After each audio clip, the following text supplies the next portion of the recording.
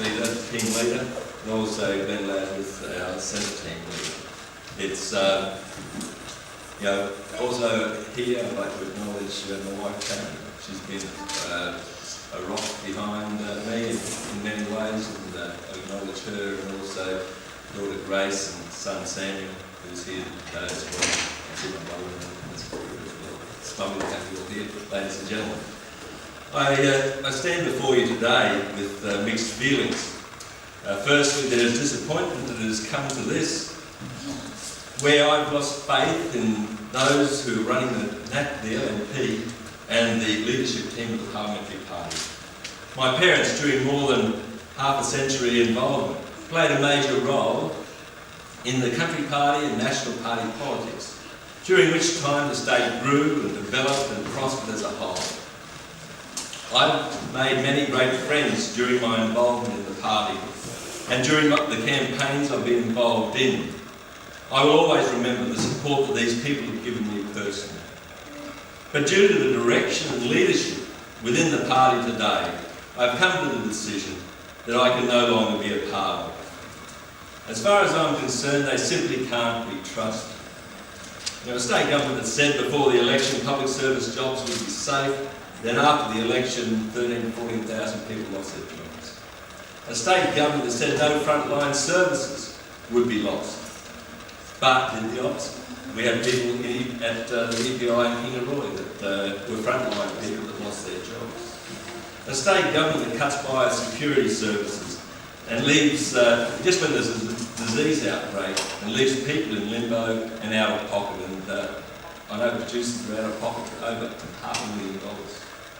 A state government that cuts rail lines in rural Queensland to save some dollars. A state government whose very own Transport Minister comments about how much it costs to take people out to Western Queensland by rail, and we might have to do a review into it. Yet this same state government has no trouble in looking after themselves and building putting a new building in place for themselves in the city. They've got their priorities wrong. A state government that simply, as far as I'm concerned, does not believe rural and regional Queensland is worthy of maintaining infrastructure and services. On a federal level, I cannot see policies that make me think that it's going to get any better under the two major partners. I want to be a part of a team that delivers back to rural and regional Queensland. Rural and regional Australians are the ones that create the majority of the wealth that drives this country. Yet we struggle continually to maintain the services and infrastructure due to a lack of will and a lack of funding by state and federal governments. There comes a time when you have to stand up and say enough is enough. We want and need a better deal for rural and regional Queensland. I support Clive's policies to unite Australia and to return the wealth back to the areas that belong.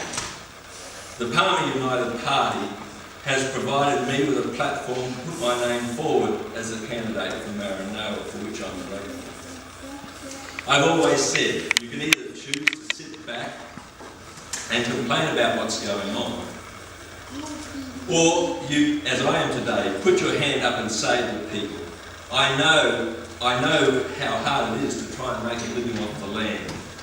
I know how to run a small business and the issues with small businesses. I know the devastation of floods and droughts have on your business and your life, because I've been through numerous ones over the years. I know the pressures of raising a family, and I am here to say to you today that I'll be a voice in Canberra to help to get rural and regional Queenslanders their fair share. I want to be able to hand the family farm on to my children, knowing that they can make a decent living out of it.